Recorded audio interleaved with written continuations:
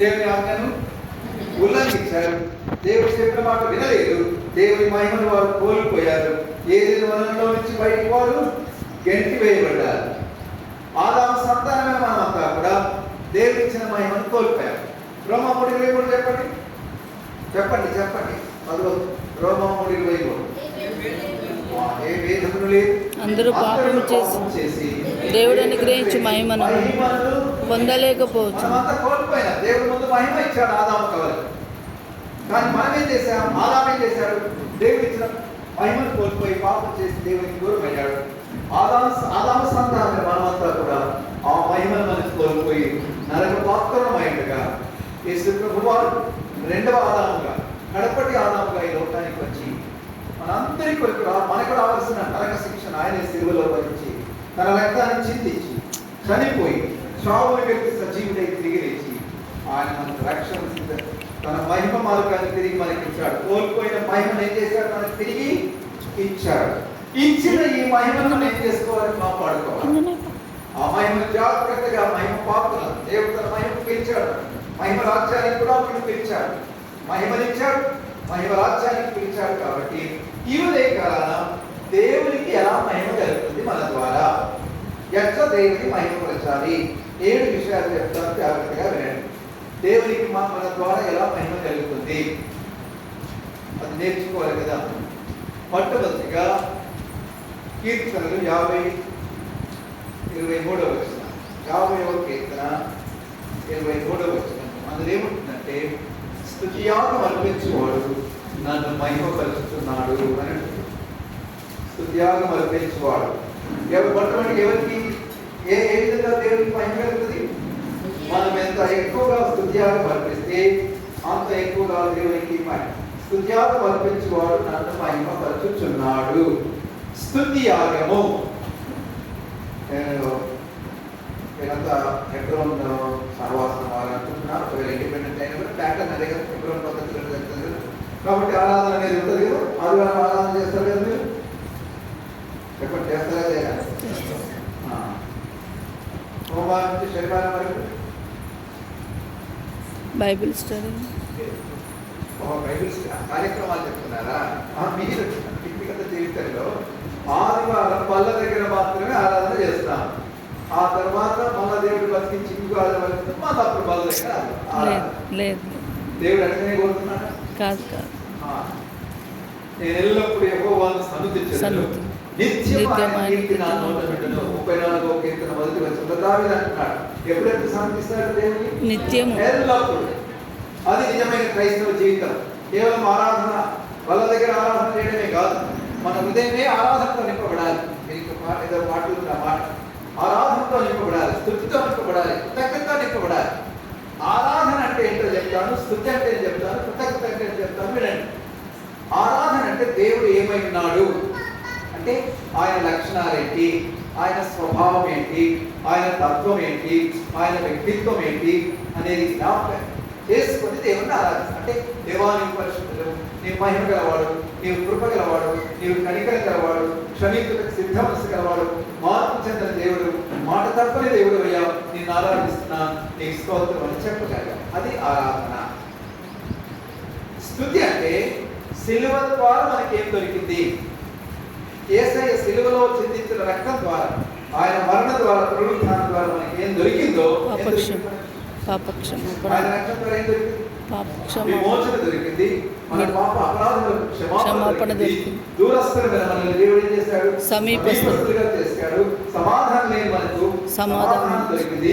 నిరీక్షణ లేని మనకు నిరీక్షణ దొరికింది. వాగ్దాన నిబంధన లేని మనకు వాగ్దానం. ఇవన్నీ యేసయ్య రక్తం ద్వారా, మరణం ద్వారా పొందుతాం. కాబట్టి దాన్ని బట్టి ప్రభువానికి స్తోత్రం అని ఆయన స్తుతించాలి. మూడవది కృతజ్ఞతలు. వందనాలు అంటారు, తెలుగులో ఇంగ్లీష్లో థ్యాంక్స్ గివింగ్ అంటారు.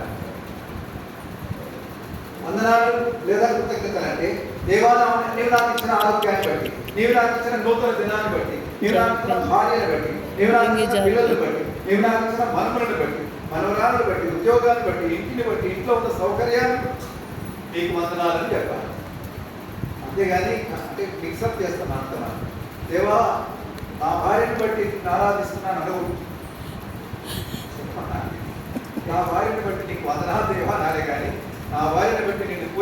ఉన్నారు ప్రభా అని కూడా. భార్యను బట్టి భర్తను బట్టి పూజించాం, దేవుని బట్టే పూజిస్తాం. దేవా పూజాపడవు కాబట్టి, పరిశుద్ధుడు కాబట్టి, మార్పులేని వాడు కాబట్టి నిన్ను ఆరాధిస్తున్నాను. నీవు కనికర సంపన్నుడు కాబట్టి నిన్ను ఆరాధిస్తున్నాను. ఈ 3 మాటలు జ్ఞాపకం పెట్టుకోండి. ఎంత ఎక్కువగా దేవుని ఆరాధిస్తే, ఎంత ఎక్కువగా దేవుని స్తుతిస్తే, ఎంత ఎక్కువగా హృదయంలో దేవుని కృతజ్ఞత కలిగి ఉంటే అంత ఎక్కువగా దేవునికి చేయగలుగుతుంది, మహిమ కలుగుతుంది. నేను ఎల్లప్పుడూ యెహోవాను సన్నుతించెదను. ఈ మాట మనకు వర్తిస్తుందా? ఒకసారి ఆలోచించే. నేను ఎల్లప్పుడూ యెహోవాను సన్నుతించెదను. ఎల్లప్పుడూ స్థాయి చెప్తామా దేవుని? ఎల్లప్పుడూ దేవుని స్తుతిస్తామా? పొద్దు కింద పడ్డాను, ప్రభువానికి స్తోత్రం అంటారు. మీరు ఎక్కడ పోదురు? నీ కష్టమైన, నీ నడుము లాగినా, నీకు తలనొచ్చినా దేవుని స్తుతించాలి. 70 ఏళ్ళలో దేవుడు నాకు బిడ్డనిచ్చాడు. అదే రోజు తీసుకున్నాడు కొన్ని గంటలు. ప్రభా బిడ్డనిచ్చావు, నాకు హ్యాపీగా ఉంది, తండ్రిగా బాధపడుతున్నాను, కానీ నేను ప్రశ్నించే అధికారం నాకు లేదు. ఇచ్చేవానికి ఏ అధికారం ఉంటుంది? తీసుకునే అధికారం. కాబట్టి ప్రభా నేను ఇచ్చావు, నీవు తీసుకున్నావు, నేను ప్రశ్నించలేను. ఆయన కష్టమైన బాధ అయినా మీకు స్తోత్రం ఆయన, మీకు వందనాలు ఆయన చెప్పడానికి నా ప్రభు నాకు నేర్పించాడు. 1977లో ముందు నుంచి కొన్ని గంటల్లోనే తీసుకున్నాడు దేవుడు. ఆ తర్వాత 70లో కుమారుని, 80లో కుమార్తె ఇచ్చాడు.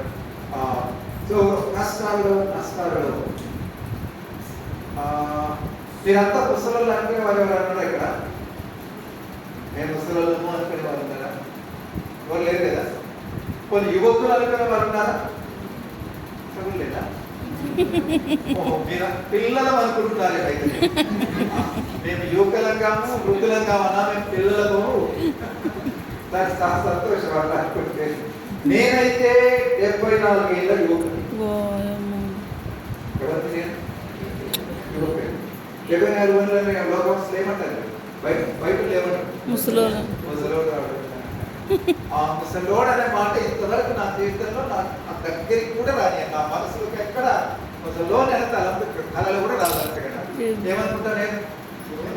యువకుని అనుకుంటాను. సో అలా మీరు అనుకుంటాను.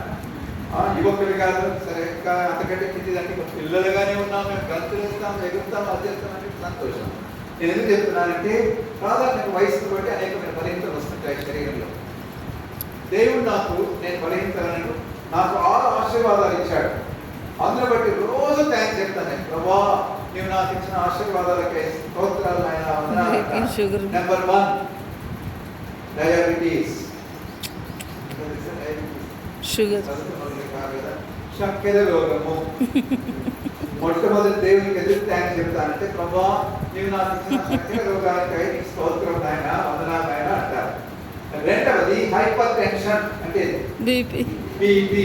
ప్రభా రెండవ దీవెన బీపీ నాకు ఇచ్చినందుకై వందనాలు నాయన అని ప్రతిరోజు చెప్తాను. మూడవది స్పాండిలైటిస్ అంటే ఈ మెడల్ కొన్నిసార్లు లాగినట్టు అవుతాయి, ఇక్కడ నరం లాగినట్టు అవుతుంది.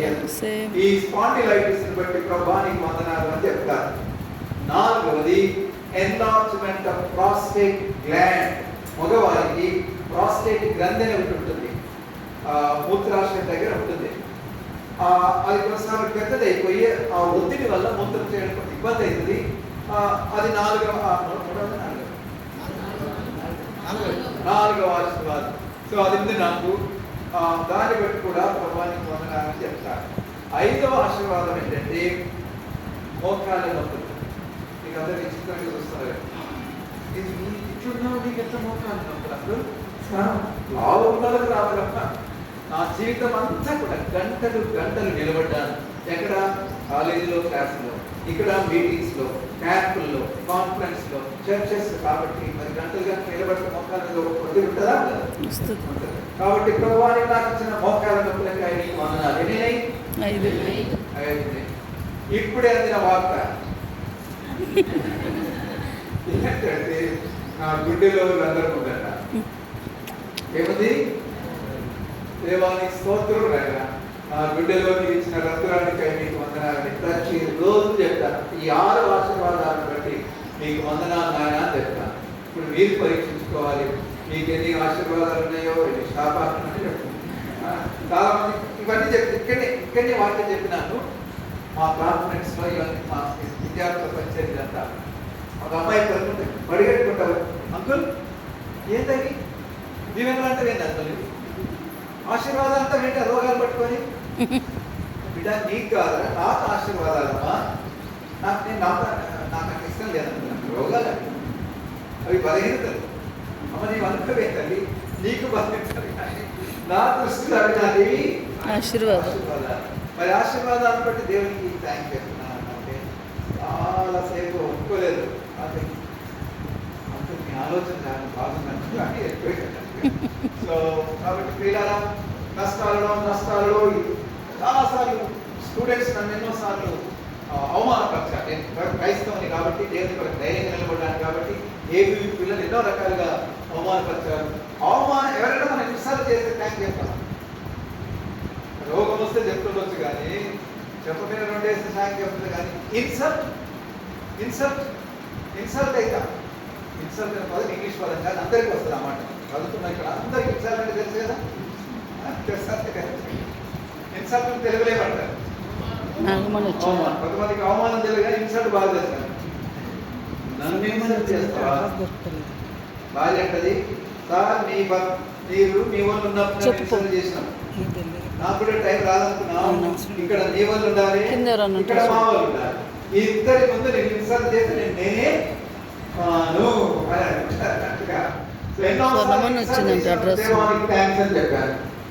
కిందే ఉన్నాను చెప్పమని అవమానానికై నీకు స్తోత్రం అని చెప్పాను. కాబట్టి దీనికి ఎక్కువ టైం తీసుకున్నాను, చాలా ప్రాముఖ్యమైంది. అన్ని పరిస్థితుల్లో కూడా నష్టాలలో ఇరుకుల్లో ఇబ్బందుల్లో నిందల్లో జయాపజయాల్లో రోగాల్లో అవమానం అన్నింటిలో కూడా ప్రభావం నీకు స్తోత్రం నాయన అని చెప్పడానికి నేర్చుకుందాం. అలా నేర్చుకుంటే దేవుడు చేయగలుగుతుంది. రెండవ దానికి వెళ్దాం, త్వరగా వెళ్దాను. రెండవ దానికి వెళ్దాం. సామెతలు 3:9. సామెతలు 3:9. ఈ రాబడే అంతట్లో రాబోయే అంతట్లో ప్రథమ ఫలమును ఆస్తిలో భాగం ఇచ్చి యెహోవాను కనపరచు. నీ రాబడి అంతటిలో ప్రథమ ఫలములు నీ ఆస్తిలో భాగమునిచ్చి ఆ తర్వాత యెహోవాను గణపరచు. ఘనత ఒకటి, మహిమ ఒకటి. అంతగా ఘనత మహిమ ఘనత ప్రభావాలు నీకు ఆరోపిస్తున్నాను కొంతమంది ప్రార్థన చేస్తారు. సో ఘనత రెస్పెక్ట్, దేవుడికి ఇవ్వాల్సిన మహిమ ఘనత ఎట్లా ఉంటా, దేవుడు మనకు ఎన్నో ఇచ్చాడు.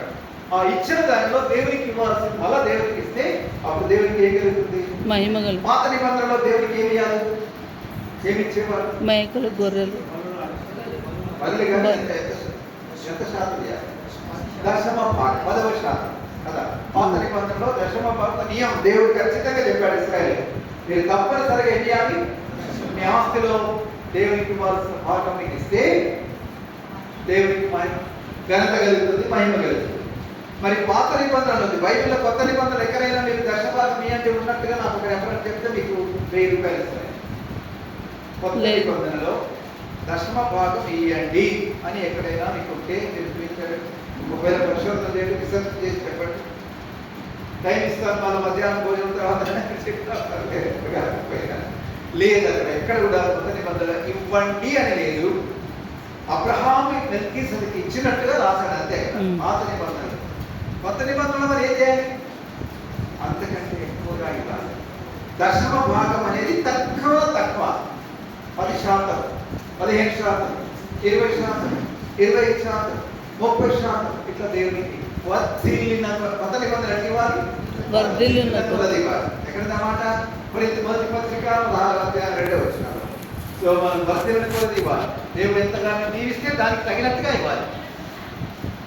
నా పెన్షన్ 80,000 ఉంటే నేను ఎంత ఇవ్వాలి, దశభాగం ప్రకారం చెప్పండి. దశమ ప్రకారం 80,000 ఎంత, 8,000 కదా. సో 8,000 ఇవ్వాలి. ఒకవేళ నా పెన్షన్ 1,00,000 దాటింది అనుకుందాం, అప్పుడు ఎంత ఇవ్వాలి, దశమ భాగమే అడుగుతున్నాను, 10,000 ఇవ్వాలి. అది దశమ భాగం. కానీ నిజమైనటువంటి విశ్వాసి, దేవుని ప్రేమించేవాడు ఇంకెక్కువగా దేవునికి ఇస్తాడు. సంఘంలో ఇవ్వాల్సింది సంఘంలో ఇవ్వాలి. అనేకమైన సేవలు ఈ లోకంలో జరుగుతున్నాయి, ఆయా సేవకులకు ఇవ్వాలి. చుట్టూ పేదవారు ఉన్నారు, వారికి ఇవ్వాలి. ఇంకా ఆపదలో ఉన్న వారికి ఇవ్వాలి. రకరకాలుగా మన చేతులు చాపి దేవునికి ఇవ్వడానికి నేర్చుకుంటే దేవునికి ఏం కలుగుతుంది, ఘనత కలుగుతుంది, మహిమ కలుగుతుంది. చేతులు ముడుచుకొని నీకెందుకు ఇస్తానని అనే మనసు ఉండదు. యేసయ్య తత్వాన్ని పూర్తిగా అప్పగించుకున్నాడు. చివరి పొట్టు వరకు అంతా మనకు ఇచ్చాడు. కాబట్టి మనం కూడా దేవుడు ఇచ్చిన దాంట్లో సమయాన్ని ఇవ్వాలి, సంపదలు ఇవ్వాలి, సామర్థ్యాన్ని ఇవ్వాలి. దేవుడు ఇచ్చిన బలాన్ని దేవునికి ఉపయోగించుకోవాలి. దేవుడు ఇచ్చిన ఆరోగ్యాన్ని దేవునికి ఉపయోగించుకోవాలి. కాబట్టి నా జీవితంలో గత 45 సంవత్సరాలు దాదాపుగా పెళ్ళైన 45 ఏళ్ళు అయింది. మొన్న 25వ తేదీన 49వ సంవత్సరంలో నేను ప్రవేశించాను. ఇంకా నేను దేవుడు అనుమతిస్తే ఎన్నైలేదు 50 ఏమంటారు హాఫ్ సెంచరీ గోల్డెన్ జూబిలీ అంటారు కదా. గోల్డెన్ జూబిలీ దేవుడు అనుమతిస్తారని ఊరికి చెప్తున్నా. మరి ఏదైనా ఈ 48 సంవత్సరాల దాంపత్య జీవితంలో మరి దేవునికి ఇవ్వడానికి నేను ఎంతో నేర్చుకున్నాను. ఇటు సంఘంలో ఇస్తాను, ఈ విద్యార్థుల పరిచయలు ఇస్తాను, ఇంకా అనేకమైన పరిచయలకు ఇస్తాను, పేద సేవకులకు ఇస్తాను, పేద ప్రజలకు కూడా దేవుని ఇవ్వడానికి నాకు నేర్పిస్తున్నాడు. ఇంకా నేను ఇచ్చేది చాలా తక్కువ, ఇంకా ఎక్కువగా ఇవ్వడానికి దేవుడు నేర్పిస్తున్నాడు. కాబట్టి దేవునికి మహిమ రావాలంటే మనంతా కూడబెట్టుకుంటే మహిమ రాదు. ఆంధ్ర బ్యాంకులో యూనియన్ బ్యాంకులో ఐసిఐసి బ్యాంకులో ఇక రకరకాల బ్యాంకులో పెట్టుకుంటే దేవునికి మహిమ. పెట్టుకోవద్దనే చెప్పలేదు.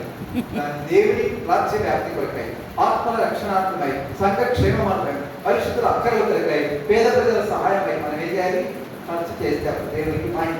అది రెండవది. మూడవది పత్రిక యోహాను సువార్త 15వ అధ్యాయం 8వ వచనం. బాబు అక్కడ నీళ్లు పెట్టిన కాలు పెట్టినట్టున్నాడు. నీళ్లు ఎవరి దగ్గర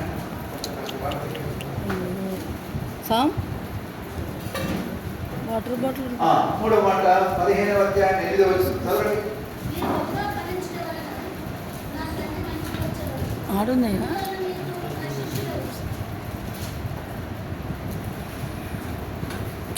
ఇక్కడ ఖాళీ బాటిల్స్ పెట్టారు.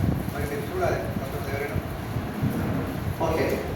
3వది మీరు బహుగా ఫలించడం వలన నా తండ్రి ఎట్లా తండ్రికి ఎట్లా మహిమ వస్తుంది? బహుగా ఫలించటం వలన. మనం ఫలభరితమైన జీవితం. చెట్లు వేసినప్పుడు మనం ఏం చూస్తాం? చెట్లు చేను రావాలని కోరుకుంటాం, పళ్ళు రావాలని కోరుకుంటాం. మా ఇంట్లో మా ఊరిలో ఒక చెట్టు ఉండేది, ఈ సపోటా చెట్టు.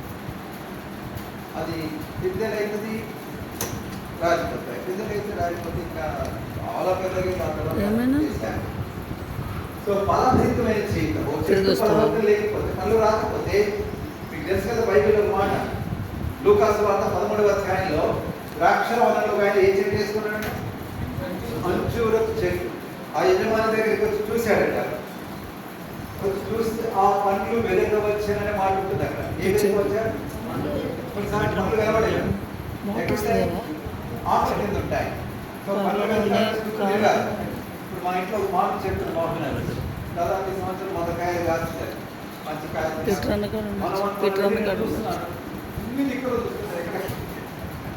అయిపోయినాయి. దాదాపు 90% అయిపోయినాయి. కానీ ఇంకేమో చెట్ల ఆకుల చాట్లు ఉంటాయి కదా, చూస్తున్నాను. అట్లనే యజమాని ప్రతి సంవత్సరం వచ్చి ఆ చెట్టును చూస్తున్నాడు. పళ్ళు వెదకవచ్చు అని అంటున్నాడు. లూకాసు వార్త 11వ అధ్యాయం.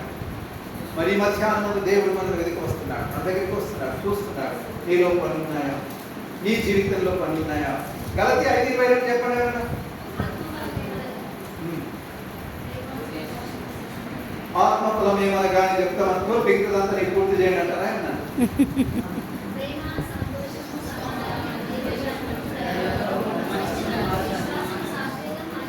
Very good, very good.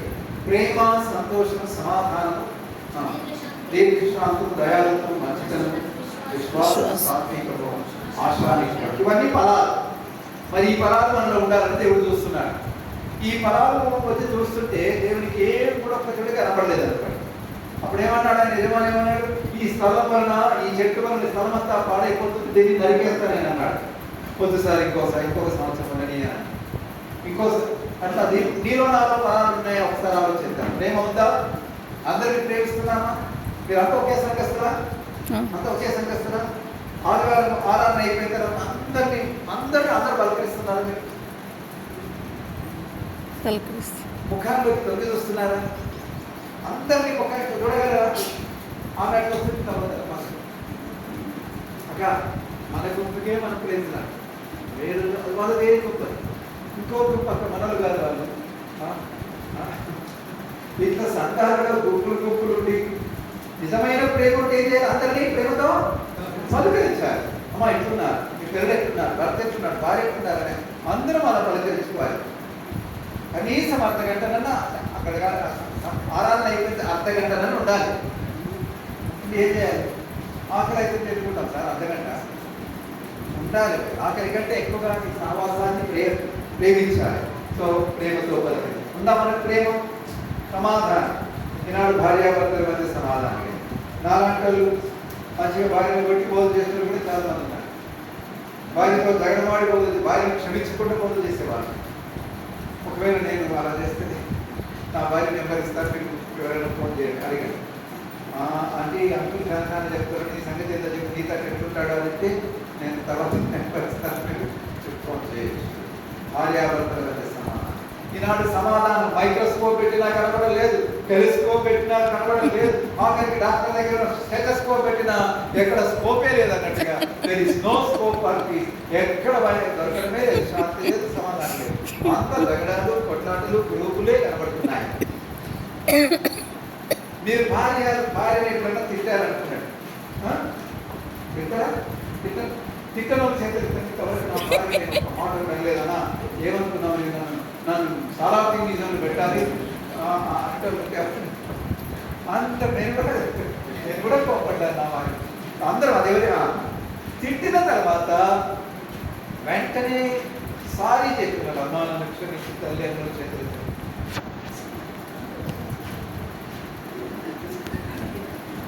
మీరిద్దరు భార్య పడుతున్నా ఆమె అడుగుతున్నావా నేను చేయగలనా లేదా? ఆమె చేయాలి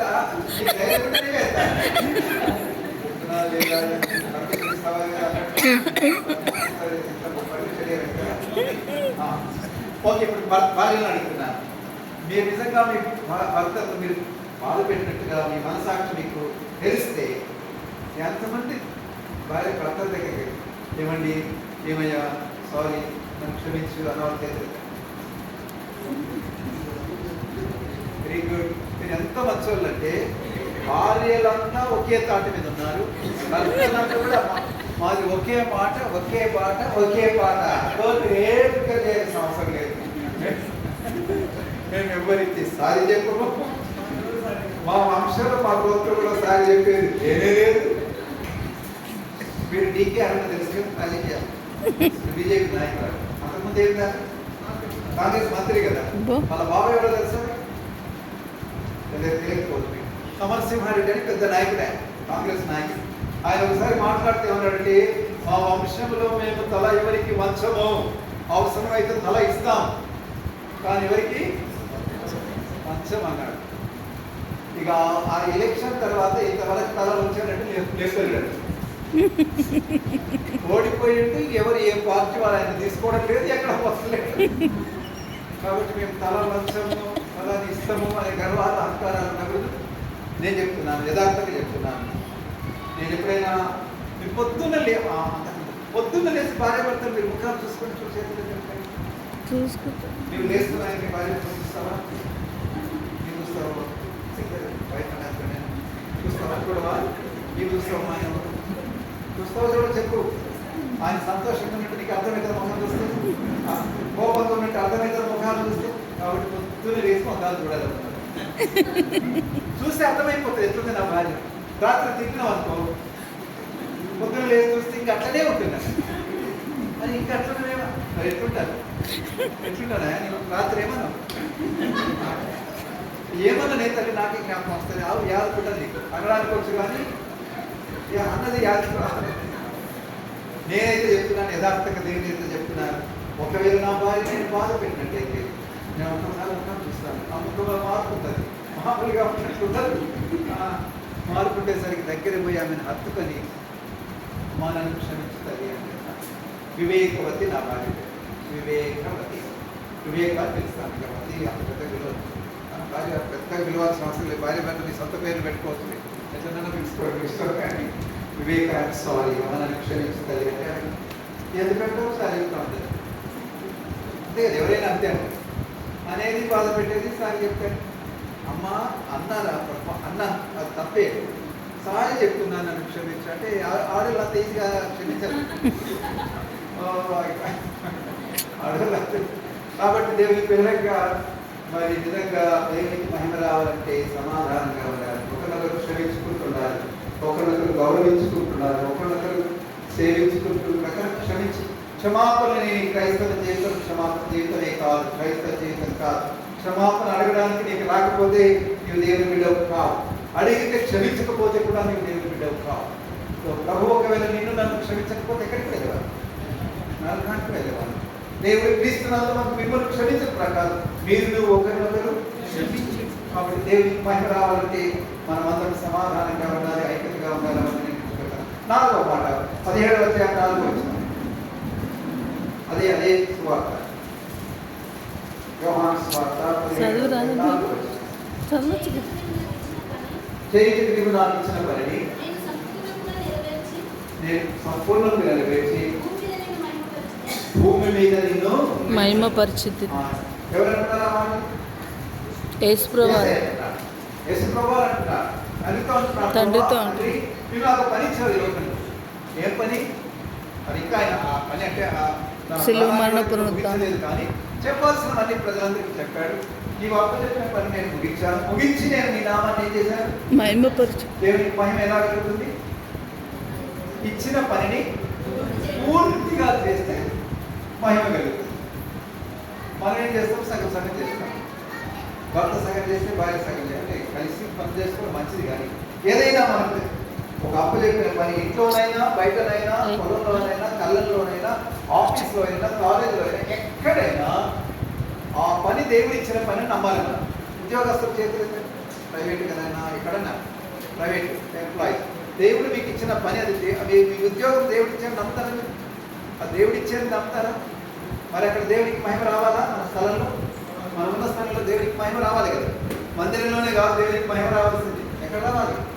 పొలంలో రావాలి, కళ్ళల్లో రావాలి, మార్కెట్లో రావాలి, బస్సులో రావాలి, ఆఫీస్లో రావాలి, మందిరంలో రావాలి. ఎక్కడున్నా కూడా దేవుడికి ఏం కలగాలి? మహిమ కలగాలి. మహిమ కలగాలంటే దేవుడు ఇచ్చిన పనిని ఎలా చేయాలి?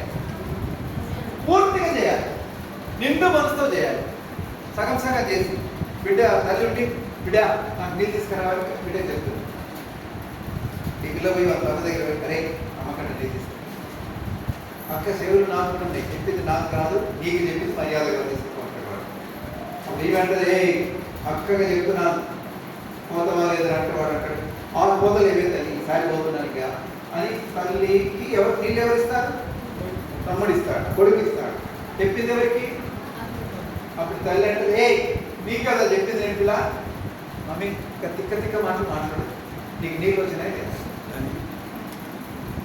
నీళ్ళు వచ్చిన వాళ్ళే వాళ్ళు చెప్పు నాకు వచ్చినాయి, మరి వచ్చినాయి కానీ నీకు చెప్పినా నీకు నా మాట వినాలి. ఇట్లా మనం ఏం చేస్తామంటే మనం తప్పించుకొని అవతల చేస్తే మన క్రెడిట్ మనమే తీసుకున్నాం. ఎత్తులో నేను చెప్పినందుకు వాడు వచ్చాడు.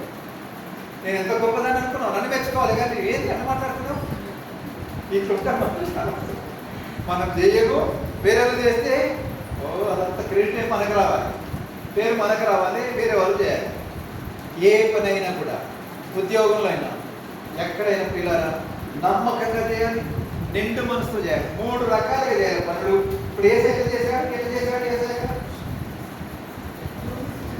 సంపూర్ణంగా చేశాడు అంటే ఇచ్చిపెట్టలేదు ఏమి. మొట్టమొదటిగా ఏ పని అయినా కూడా ఎట్లా చేయాలి? మనం సంపూర్ణంగా చేయాలి. రెండవది ప్రసంగి గ్రంథం 9:10, ప్రసంగి 9:10.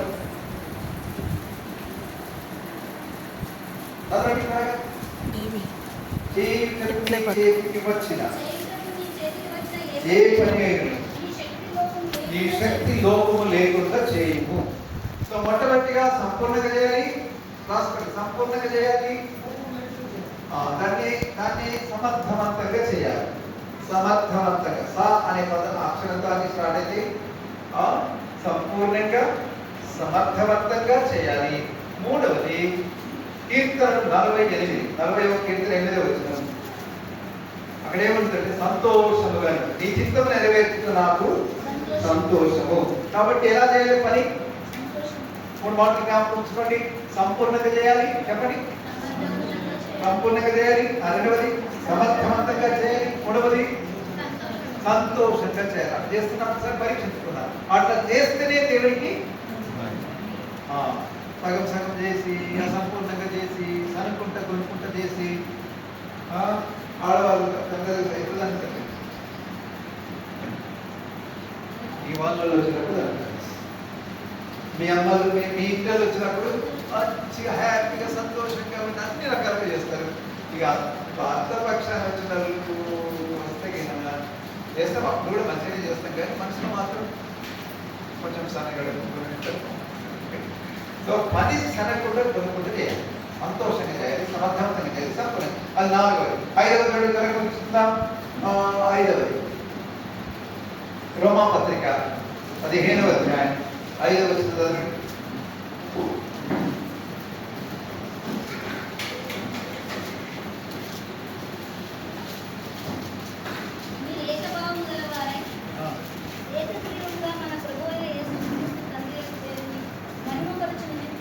మన దేవుని మహిమపరిచిన నిమిత్తము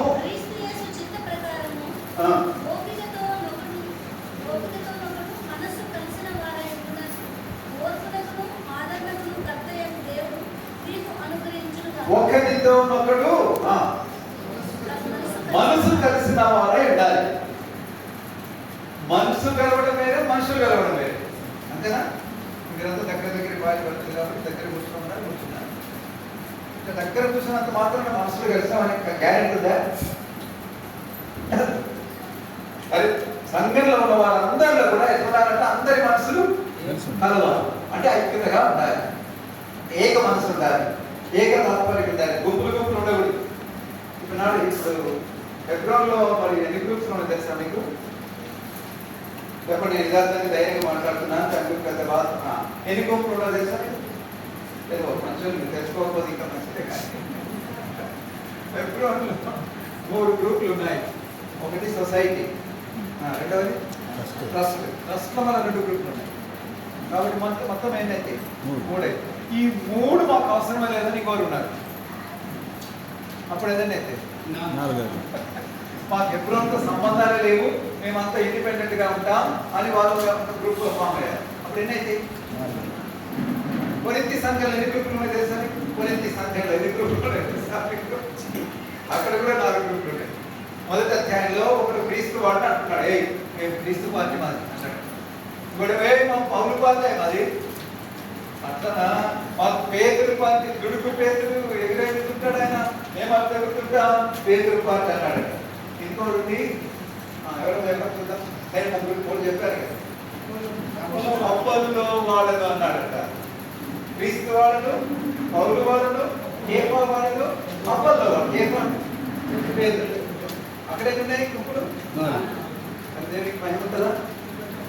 4 గుంపులు ఉంటే భయం ఉంటుందా ఒక సంఖ్యలో? ఉంటుంది. కాబట్టి అందుకనే పౌలు అంటున్నాడు, ఒకరితో ఒకరు మనసు కలిగిన వాళ్ళై, మనసులు కలిసా, ఏక మనసు, ఏక తాత్పర్యం, ఏక హృదయం, ఏకాత్మ మనలో ఉంటే అప్పుడు దేవునికి మహిమ ఉంటుంది. గ్రూప్స్, ముఠాతత్వం, గుంపులుగా ఉంటే పైకి వాళ్ళనే ఉన్నట్టుంటాం, దాని లోపల గుంపులుగా ఉంటాం. ఒకరిని ఇష్టపడతాం, ఇంకొకరిని ఇష్టపడదు. అలా ఉంటే అది ప్రభుకు మహిమ ఉంటుంది. ఎక్కడ ఏ సంఘంలో ఐక్యత లేదో, ఏ సంఘంలో గ్రూప్స్ ఉన్నాయో, ఏ సంఘంలో చీలికలు ఉన్నాయో, ఆ సంఘం ద్వారా దేవునికి అంత మాత్రం కూడా మహిమ రాదు. ఏ సంఘం అయితే ఐక్యత ఉన్నారో, ఏ సంఘం అంతా ఒకే తాటి పైన నడుస్తున్నారు, అప్పుడు దేవునికి మహిమ కలుగుతుంది. ఒకసారి పరీక్షించుకున్నాం. ముందు భార్య భర్తల మధ్య ఐక్యత ఉండాలి. కుటుంబంలో ఉన్న అందరిలో ఐక్యతగా ఉండాలి. ఏక మనసు, ఏక తాత్పర్యం ఉండాలి. భార్య పడవలు కొడవు, భార్య భర్త పడవలు కొడవు. ఇద్దరు కొట్లాడుతున్నప్పుడు మాట్లాడుతూ పిలుస్తుంటారు, అంకుల్ వీరందరూ చెప్పినట్టు పోతారు. అంతే చెప్పిన తర్వాత ఆఖరికి మా చేతులు కలుపుకొని తల్లి మీరు ఒకరొకరు క్షమించుకోండి అంటే ఈమె ఇక్కడ చూసిన మాత్రమే ఆయన పడవలు పంపాలి. అట్లా కాదమ్మా, ఒకరినొకరు ముఖాలుగా చూసుకొని తల్లి, ఒకరినొకరు చూసుకొని అవసరమైతే హత్తుకొని క్షమించుకోండి అంటే అందులో నాకు అస్సలు ఇష్టం లేదు. నేను నీ కొరకు చేయగలుగుతున్నాను, నాకు చెయ్యి కల్పాలని లేదు, సమాధానం పడాలని లేదు. మరి లేకపోతే దేవుడు కూడా సాయం చేయలేదు. నీకు సమాధానం పడాలని మనసే నీకు లేకపోతే ఎవరికి కూడా దేవుడు సహాయం చేయడు. కాబట్టి పిల్లలు గతాన్ని మరవాలి, బాగా జ్ఞాపకం పెట్టుకోండి. గతాన్ని మరవాలి, వ్యక్తిని క్షమించాలి. వ్యక్తిని క్షమించాలి. భార్య తప్పు చేస్తే భార్యని క్షమించాలి. మళ్ళీ భార్య అన్న మాటలు మనకి గతడు ఎప్పుడు కూడా ఆ రోజు ఇట్లా అన్నావు కదా, నీవు ఇట్లా అన్నావు కదా, నీకు గత ప్రేమ అపకారములు మనసులో ఉంచుకొని అది మనసులో పెట్టుకో. నిజమైన క్రైస్తవ బిడ్డ ఎవరైనా కీడు చేస్తే దాన్ని మనసులో పెట్టుకోకూడదు. కీడు చేత జయింపబడక మేలు చేత కీడు చేయి.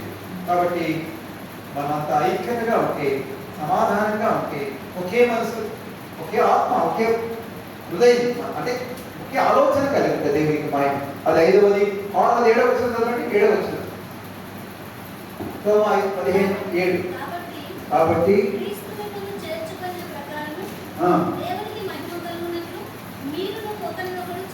ఒకరినొకరు చేర్చుకుని. మన సంఘంలో అనేక మంది ఉంటారు. ఆయా కులాలకు చెందిన వారు ఉంటారు, ఆయా సాంఘిక స్థితిగతులకు చెందిన వారు ఉంటారు, చదువు ఉన్నవారు ఉంటారు, చదువు లేని వారు ఉంటారు, నాలాంటి డాంబర్ కలర్లో వారు ఉంటారు, కొంతమంది తెల్లగా ఉన్నవారు ఉంటారు, ఆ రెండింటి మధ్యలో ఉన్నవారు కొంతమంది ఉంటారు, కొంతమంది నాలాంటి లబ్బడపడతారు. దేవా నన్ను చేసినప్పుడు ఎక్కడ చూసినావు నేను తల్లి, వాళ్ళు మంచిగా ఉన్నోళ్ళనేమో తెల్ల ఉన్నోళ్ళకి మంచిగా చూసినావు, తెల్లటి కలర్ ఇచ్చినావు, నీవు అక్కడ పదకుండా నాకు ఇట్లా ఎందుకు చేసుకుంటే ఎట్లుంటా నేను ఇట్లనే ఉంటాను. ఎంత అన్యాయం ప్రభా, నాకు ఇట్లా ఈ కలర్ నాకు ఎందుకు ఇచ్చినావు నా దాంట్లో అనుకోవచ్చు. కాబట్టి దేవా ఏం పగలేదు, నిజంగా నా మీద పగబట్టినట్టున్నాను. ఒక అన్నది బైబిల్లో దేవుడు నాకు విరోధి అయినట్టు. ఎవరన్నా నయం దేవుడి విరోధి కాదు, ఈమె దేవుడికి విరోధి అయ్యి పుట్ట దేవుడిని అంటుంది.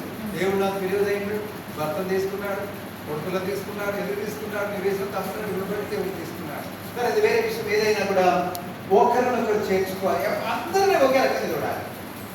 నలుగురు ఒక రకంగా, తెలుగులో ఒక రకంగా, ఇలా సూట్ వేస్తే టక్ చేస్తే లేదా టక్ చేయకపోతే ఒక రకంగా అట్లా చూస్తారా? అట్లా తెలుగులో నలుగురు అందరూ ఒకే రకంగా చూస్తున్నామా? కులాల్లో పని చేసుకుని వచ్చేవాళ్ళు మన ప్రతి ఆ సంఘంలో వాళ్ళు నిజంగా అదే రీతికి తీస్తున్నామా? చదువుకున్న లేదా కంపెనీలో పనిచేస్తున్న ఒక రకంగా అట్లా చూస్తే దేవునికి ఆ సంఘం ద్వారా మహిమ రా. అందరినీ ఒకే రకంగా చూడాలి, అందరినీ చేర్చుకోవాలి, అందరినీ ఆదరించాలి, అందరినీ ధైర్యపరచాలి, అందరినీ పొయ్యికొల్పాలి, అందరినీ సన్మానించాలని బైబిల్ చెప్తుంది. పెద్ద కుమారుడు చిన్న కుమారుడు తప్పిపోయిన కుమారుడు వెనకకు వస్తే తండ్రి ఏం చేశాడు? తీసుకున్నాడా? చెల్లె తీసుకొని కొట్టాడు. వాళ్ళ కొట్ట ఫోన్ లేదు. ఎందుకు వచ్చాడు మా ఇంటికి నన్ను అన్నాడా? అంత దూరాలు అంటే పరిగెత్తుకుంటా పోయి తల్లి మీద పడి కౌగలించుకొని, ఆయన నీ కుమారుడు అనిపించుకునే యోగ్యత నాకు లేదన్నప్పుడు అది పోలైతే పో, సేవకునిగా ఉన్నామన్నాడు. నేను సేవకునిగా ఉంటాను, దాసునిగా ఉంటానంటే సరే అదే మంచి పని ఎక్కడ ఉంటా అన్నాడు. నో నో నో, నేను కన్న కుమారుడివి, నేను కన్నవాడు కాబట్టి కుమారుడివే, దూరం అయిపోయినావు, సహవాసం లేదు కానీ సంబంధం అది నీకు నాకు. తండ్రి కన్నవాడు చెడ్డవాడైనా కుమారుడే కదా, చెడ్డవాడైనా తండ్రికి కుమారుడనే కాదు. కుమారత్వం ఎలా వస్తుంది? కన్నడ మధ్య సంబంధం వల్ల. అయితే సహవాసం లేదు, మరి దూరం అయిపోయాడు, తండ్రికి దూరం అయిపోయాడు. మళ్ళీ వెనక్కి వచ్చాడు, తండ్రి చేర్చుకున్నాడు. మరి అన్న ఎక్కడ ఉన్నాడు? అప్పుడు తప్పుడు ఎన్నికకి వచ్చినప్పుడు అన్న ఎక్కడ ఉన్నాడు? పొలంలో ఉన్నాడు. అంటే అర్థం ఏంటి? పని చేస్తున్నాడు, యాక్టివ్గా ఉన్నాడు, వర్కర్గా ఉన్నాడు, సమరుడు కాదు. మరి నమ్మని లక్షణాలు లేవు. ఆడుకోవటము, ఇష్టం వచ్చినట్టు అన్నాడు కదా లేవు. అన్ని మంచి లక్షణాలే ఉన్నాయి, కానీ తల్లిదండ్రుల దగ్గర ఉన్నాడు. మరి వీడేమో దూరం అయిపోయాడు. కాకపోతే మీరు స్ట్రిక్ట్గా ఉంటారు, ఆయన అక్కడ వదులుతాను, ఇక్కడ వదులుతాను, కిందికి వదులుతాను, పైకి వదులుతాను. ఓ అట్లా నాకు చేత కాదు, నేను ఒంటరిగా ఇష్టం వచ్చినట్టుగా నేను ఇస్తా. స్వేచ్ఛను, స్వాతంత్రాన్ని కోరుకున్నాడు. స్వేచ్ఛ అధికమైతే ఏమైతుంది? నష్టమై. మనకున్న స్వేచ్ఛ మనం అధికంగా ఉపయోగించుకుంటే, హద్దులు మీరు ఉపయోగించుకుంటే దానివల్ల మనకి నష్టం. నీకు టీవీ ఉందనుకోండి, టీవీ ఉంటే నీ ఇంట్లో ఉన్న టీవీ ఎవరికి వినపడాలి? ఇంట్లో ఉన్న వారికి వినపడాలి. ఆ వీధిలో ఉన్న వారి ప్రజలారా, ఇదిగో ఇప్పుడే అందిన వార్త, ఇప్పుడే వచ్చిన కొత్త కీ వచ్చింది, మీకు ఇష్టం ఉన్న లేకుండా నేను అంత ఇక్కడ పెడతాను వినండి అంటే అది మర్యాద పెట్టకూడదు. అది సభ్యత కాదు, సంస్కారం కాదు. కాబట్టి అన్ని మంచి లక్షణాలున్న ఈ కుమారునికి వ్యభిచారి కాడు, నరహత్య అంతకుడు కాడు, తాగుబోతు కాడు, తిండిపోతు కాడు, వేసులతో తిరగలేదు, సోమరిగా లేడు, పని చేస్తున్నాడు. కానీ నాయన దగ్గరనే ఉన్నాడు. కానీ నాయన లక్షణాలు వచ్చినాయా? నాయన ఏం లక్షణము? ప్రేమ లక్షణం, స్వాగతించడం, అంగీకరించడం, తీర్చుకోవడం, దాని లక్షణం. వీడు ఏమంటున్నాడు? తమ లోపలికి వస్తే ఎక్కడ పోయాడు? బయటికి పోయాడు. ఇప్పుడు అట్లే ఉంది ఎక్కడ సంగతి. సొసైటీ లోపలికి వస్తే ట్రస్టులు బయట, ట్రస్టులు లోపలికి వస్తే సొసైటీ లోపలికి వస్తే బయట. ఎంత దుఃఖకరం. సరే మనం విడిచిపెట్టాం, మనం పరీక్షించుకుంటాం.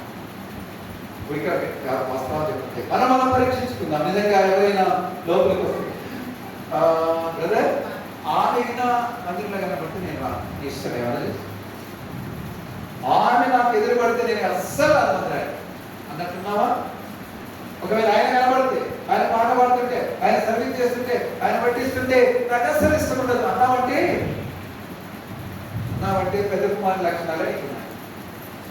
ఇంట్లోనే ఉన్నావు, పరిచయం చేస్తున్నావు, యాక్టివ్గా ఉన్నావు, సేవలో ఉన్నావు, స్వార్థ చెప్తున్నావు, అన్ని చేస్తున్నావు. కానీ నాయన లక్షణాలు మాత్రం ఒకటి కూడా ప్రేమ లేదు, క్షమాపణ లేదు, స్వీకరించే లక్షణం లేదు. అందరినీ చేర్చుకునే లక్షణం, తమని చేర్చుకునే లక్షణం లేదు. అలాగే మీకు నాకు ఉన్నట్టు ఈనాడంటే భయంకర విషయం. ఒకవేళ ఆ సొసైటీ అయినా ట్రస్ట్ అయితే మాట్లాడుకుంటున్నారు అనుకోండి, అప్పుడు ట్రస్ట్ లీడర్ వస్తాడు. దానికి ఎంత కోపం వస్తాయి, వాళ్ళతో ఎందుకు మాట్లాడుతున్నాడు మీరైతే లేదా? అది నిజంగా క్రైస్తవుడేనా? ఎంత దుఃఖకరమైన విషయం. అందరూ క్రీస్తు రక్తంలో పెట్టుకున్న వారు, అంతా ఒకే కుటుంబం, సభ్యులం, అన్నదమ్ములం. ఈ విభేదాలు ఎంత దుఃఖంగా. సో చివరిగా 6వది 7వ మాట చూడండి. కొరింథీ మొదటి పత్రిక 6వ అధ్యాయం 19వ వచనం. కొరింథీ మొదటి పత్రిక 6వ అధ్యాయం 19వ వచనం. చదవండి తీసుకున్నాం. కొరింథీ మొదటి పత్రిక 6వ అధ్యాయం 19వ వచనం.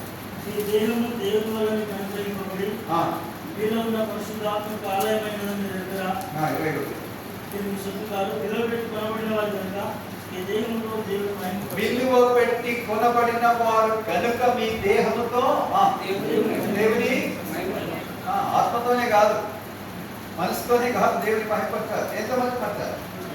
శరీరంతో దేవునిచ్చిన దేహము దేవునికి ఏమైంది? ఆలయమైంది. కాబట్టి మన అవయవాలను జాగ్రత్తగా పవిత్రంగా ఉంచుకోవాలి. రోమాపత్రిక 6:13లో మీరు మీ అవయవాలను నీతి సాధనాలుగా దేవునికి అప్పగించుకోవాలి. పాపానికి అది అప్పగించుకోవాల్సింది. కళ్ళను పాపానికి, చెవులను అప్పగించుకున్నాను. చెవులు పాపమే, కళ్ళు పాపమే, చేతులు పాపమే, అన్ని అవయవాన్ని పాపం చేశాయి. పాపానికి అప్పగించుకున్నాం. కానీ ప్రభు రక్తంలో కడగబడ్డ తర్వాత ఏం చేయాలి? మన అవయవాన్ని ఎవరికి అప్పగించాలి? దేవునికి అప్పగించాలి. అప్పగించంటే తెలుసా? హెబ్రోను సంఘాలలో కాకుండా వేరే సంఘాలలో క్రైస్తవ పెళ్లి చూసిన వాళ్ళు చేతులు, వేరే సంఘాలలో క్రైస్తవ పెళ్లి జరిగినప్పుడు చూసిన వాళ్ళు ఆ పెళ్లి ఎట్లా చేస్తారు? తల్లిదండ్రులు పిలిపిస్తారు, లేక తండ్రిని పిలిపించి అమ్మాయి చేతి తీసుకొని ఎవరి చేతులు పెడతారు. ఇప్పుడు అమ్మాయిని ఎవరికి అప్పగిస్తున్నారు అంటే దాని అర్థమేది? అయ్యా అన్నాం, పెంచాం, పెద్ద చేశాం, ఇంతవరకు ఆమెపై మాకు అధికారం ఉంది, అనుడా ఈరోజు నా అధికారం అంతా ఏం చేస్తున్నాను? నీకు ట్రాన్స్ఫర్ చేస్తున్నాను అని దాని అర్థం వాస్తవంగా. ఇక్కడ నుంచి సంపూర్ణ అధికారం నీకే ఉంటుంది, మాకు ఉండదు అని దాని అర్థం. అప్పగిస్తాడు. ఒక వారం రోజులైనాక అడుగుతున్న వాడు ఏమేమి చాలాసార్లు మాట్లాడుతున్నాడు, నా బిడ్డలు ఏమో చేస్తున్నామంట అని కన్నీరు చేస్తాడు. అంటే అర్థమేంటి? అధికారం అప్పగించినట్టు కదా. అప్పగిస్తున్నారు, మళ్ళీ అల్లుడి బెదిరించాలి. అప్పుడు స్మరణంగా ఉండాలి. ప్రభు తప్పు చెప్పాలి అంతే. ఇలా మన జీవితాలు కూడా ప్రభు నమ్ముకున్నప్పుడు అప్పగించా, ఇక మళ్ళీ తర్వాత ప్రభు బాయ్ ఇక మళ్ళీ ఆదివారం అప్పగిస్తాను. నేను వారం సోమవారం సోమవారం నేను ఎక్కడ పోతాను? అడగకూడదు. అడిగితే నీకు మర్యాద కాదు, నాకు మర్యాద కాదు. నేను ఆదివారం వస్తాను, శని కొడతాను, నువ్వేమి కదా. కొంతమంది అంటారు ప్రభా నేను క్రిస్మస్ వస్తాను ప్రభా, నేను ఎంత బిజీగా ఉన్నాను అంటున్నావు. నీకు తెలుసు కదా, అప్పుడన్నా నేను తప్పనిసరి వస్తాను, 2 చేతులు జోడిస్తాను. ఇలా ఉన్నామా? ఆదివారం వరకే కాదు క్రైస్తవం చేసుకుంటే కదా. మనం పరీక్షించుకుందాం. దేవునికి మహిమ రావాలంటే 7 విషయాలు చెప్పారు. నేను టీచర్ ఏం చేస్తారు? లెసన్ అయిపోయినా అంటే ఏం చేస్తారు? ఏమది ఏం చెప్పాడో చెప్పిన ఇంపార్టెంట్ పాయింట్స్ అడుగుతాడు. అలా అడగాలా అడుగు కానీ నేను చెప్పమనుకుంటున్నాను. నువ్వు అడిగేది నీ వంతు అంతే, అడిగిపోతే కొంతమంది పిల్లలు ఎట్లుంటారంటే సార్ ఆ టేబుల్ బోర్డు దిక్కే మళ్ళాలి, మీరు చాక్పీస్ తీసుకోవాలి, బోర్డు దిక్కి మళ్ళాలి, రాయాలి అంటే అనగా అయిపోతుంది కదా. చూడకూడదు, మమ్మల్ని మేము ప్రశ్నలు వేయకూడదు అని ఉంటారు. మీరు అంటున్నారు మీరు ప్రశ్నలు వేయాలి, వెరీ మంచి నోట్స్ రాస్తే ఒక వేరే పోసేయాలి. ఇద్దరు నేను ఉన్నాను కదా, కొంచెం వెనుకరా ఉంటుంది కనపడేది మొదలు కూర్చుని పాపం సార్ మీరు కూడా పోసేయాలి, నోట్స్ వేయాలి. నోట్స్ అందరూ వేయండి. 7 విషయాలు చెప్పాను కదా. దేవునికి మహిమ మన జీవితాల్లో రావాలంటే మొట్టమొదటిగా ఏం చేయాలి? స్తుతియాలు అర్పించాలి. ఇంకా తర్వాత నేను చెప్పొద్దు. ఒక్కటే, మనం జీవించాలి, వేరే వాళ్ళను జీవింపనీయాలి. నేనే బతుకుతాను, ఇంకేమైనా పక్కన జరగని అనుకుంటు మంచి దానికి ఒకటి చెప్పిన ఇంకా వేరే వాళ్ళని చెప్పనీయాలి. నేనే గుర్తలు తీసుకున్నాను, 7 నేనే చెప్తాను, నేను ఒకేవాడు దాని మంచిదాన్ని. Very good. రెండవది ఇక్కడ నుంచి చెప్పండి ఎవరు. రెండవది దేవునికి ఎలా మహిమ జరుగుతుంది? ఆయన చెప్పింది సంపూర్ణంగా చేయాలి. అది రెండవది కాదు. అంటే నీకు యాదకున్నది చెప్తున్నావు. మన 2, 3 అంటే మేము ఒప్పుకోం, మాకున్నది చెప్తాం. మరి సో ఆయన చెప్పింది సంపూర్ణంగా చేయాలి. అది ఐదవది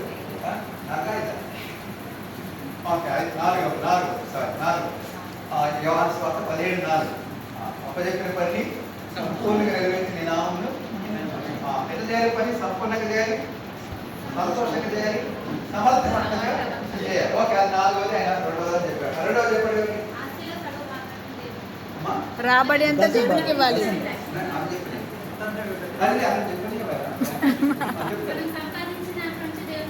ఓకే, దేవుడిచ్చిన ఆ సంపాదనలో దేవునికి ఇవ్వాల్సింది దేవునికి ఇవ్వాలి. అప్పుడు దేవునికి ఘనత కలుగుతుంది. మూడవది వెనక వాళ్ళు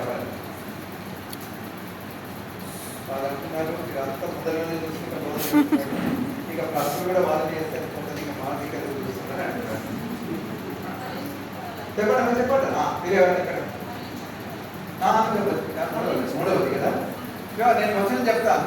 యోహాను సువార్త 17:8 మీరు బహుగా ఫలించడం వలన తండ్రి ఫలితమైన జీవితం మనలో ఉంటే, ఆత్మఫలాలు మనలో ఉన్నట్టయితే ప్రేమ, సంతోషం, సమాధానం, దీర్ఘ శాంతి, దయ పని మనలో ఉంటే దేవునికి మహిమ కలుగుతుంది. 5వది రోమాపత్రిక 15:5 ఒకరితో ఒకరు మనసులు కలవడం, ఐక్యతగా ఉన్నవారు, ఏక మనసు, ఏక తాత్పర్యం ఉంటే దేవునికి మహిమ కలుగుతుంది. 4 దిక్కుల పోతే మహిమ ఉండదు. 6వది ఒకరినొకరు చేర్చుకోవడం, ఒకరినొకరు ప్రేమించడం, ఒకరినొకరు ఘనపరచడం, ఒకరినొకరు ఆదరించడం, ఒకరినొకరు ధైర్యపరచడం, ఒకరినొకరు కోరికలు దేవునికి మహిమ కలుగుతుంది. చివరిది ఎవరన్నా చివరిలో ఉన్న వాళ్ళు ఎవరైనా చెప్తారు. చివరిలో మేము చివరిలో వచ్చినా మమ్మల్ని అడుగులు చెప్పరే మొదటి నుంచి ఉన్నారా మీరు? ఓకే, మీరు చెప్పారు. వన్ టైం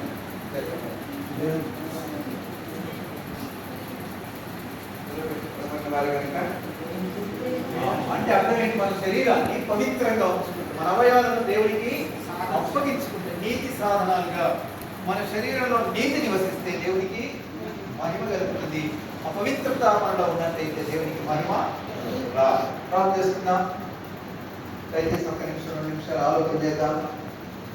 ఈ సదస్సు ఆరంభంలో దేవుడు మనం ఎలా సిద్ధపడాలి అనేది కొన్ని నిమిషాలు మనం విన్నాం.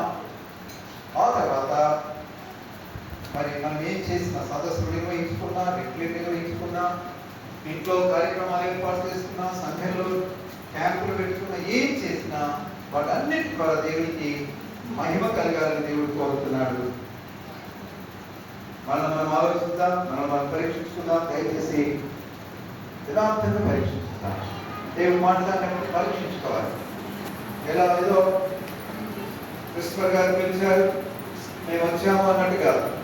లేదా నాలుగు గారు ప్రోత్సహించాడు, మేము వచ్చాము అన్నట్టు కాదు.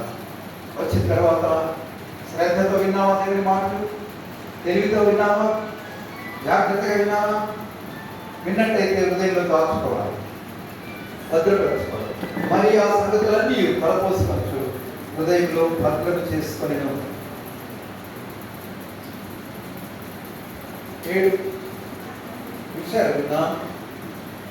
నిజంగా ఆయన ఎక్కువగా స్థుతిస్తే ఆయన ఎక్కువగా మహిమ, మన ఆస్తులు భాగమిస్తే ఆయన మహిమ, బహుగా ఫలిస్తే ఆయనకు మహిమ, సంపూర్ణంగా ఆయన పనిని చేస్తే మహిమ, ఒకరికొకరు మనసు కలిగి ఉంటే మహిమ, ఐక్యత ఉంటే మహిమ, ఆ తర్వాత ఒకరినొకరు చేర్చుకునే మనసు మనకుంటే మహిమ, చివరిగా శరీరాన్ని పవిత్రంగా ఉంచుకుంటే దేవునికి మహిమ. ఎక్కడెక్కడ తప్పిపోయామో ఒప్పుకుందాం. ప్రభా, నా శరీరం అనేకసార్లు నేను పవిత్రంగా ఉంచుకోలేకపోయినా క్షమించాను. నా కన్నులు చూడకూడని చూశాయి, నా చెవులు వినకూడని విన్నాయి. ఓ దేవా, నన్ను క్షమించాను. భార్యాభర్తలుగా నిజమైన సమాధానం మనం లేదు నాయనా, దయతో క్షమించండి. మీరు అప్పచెప్పిన పని కానీ ఏ పనైనా నేను నిండు మనసులో చేయలేకపోతున్నాను, దయతో మన్నించండి. ప్రార్థన చేయడం నేర్చుకున్నాను కానీ స్తుతించడానికి నాకు రాదు. ఆదివారం బలయుత ఆరాధన వస్తుంది కానీ కష్టాలలో, నష్టాలలో, ఇరుకులలో, ఇబ్బందుల్లో మీరు వ్యక్తి తీసుకొని వెళ్తున్నప్పుడు మీకు మిమ్మల్ని మహిమపరచడం, లేదా మిమ్మల్ని ఆరాధించడం, మీకు స్తుతి చెల్లించడం, మీకు థ్యాంక్స్ చెప్పడం ప్రభా నాకు రాదు, క్షమించండి అని ప్రభు మన బలహీనతలో ఒప్పుకుందాం. మీ రక్తంలో కడగండి దేవా. ఈ 7 ఈ గొప్ప అనుభవం ఈ సదస్సులోనే ఉన్నప్పుడే కాదు, జీవితాంతం కూడా ప్రభా మా ద్వారా మీకు మహిమ కలిగినట్టు మీ కృప చూపమని మనం ప్రార్థన అప్పగించుకున్నాం ప్రభుకు. ప్రభా, నన్ను అప్పగించుకుంటున్నాను, నన్ను కడిగి పవిత్రపరచండి. ఇక నుంచి ప్రభా 7 అనుభవం నాకు దయచేయని అడుగుదాం. దయగా మా తండ్రి, మీ స్తోత్రాలు, మీరు ఇచ్చిన సమయాన్ని బట్టి మీరు స్తుతిస్తున్నాం. మీ మాటలు మా హృదయాల్లో భద్రం చేసుకోండి. మా లోటుపాటు యథార్థంగా మీ సన్నిధిలో ఒప్పుకోండి. మీ రక్తంలో కడగబడిన వారిని, మమ్మల్ని నూతనంగా మీకు అంకితం చేసుకున్న వారిని, సమర్పించుకున్న వారిని ప్రభా మీకు మీ మహిమ కొరకు జీవించడానికి మీకు కుమార్తెలు గ్రహించండి. ఆ 7 విషయాలలో అన్ని విషయాలను తప్పిపోయిన వారిగా ఉంటున్నాం, క్షమించండి. అయితే ఇక నుంచే ఆ 7 అనుభవం నాకు మాకు దయచేయవలసిందిగా ప్రార్థిస్తూ మమ్మల్ని మీ కృపదాస్తాలుగా పరిగెత్తుకుంటూ యేసయ్య దివ్య నామమున అడుగుతున్నాం తండ్రి. ఆమేన్.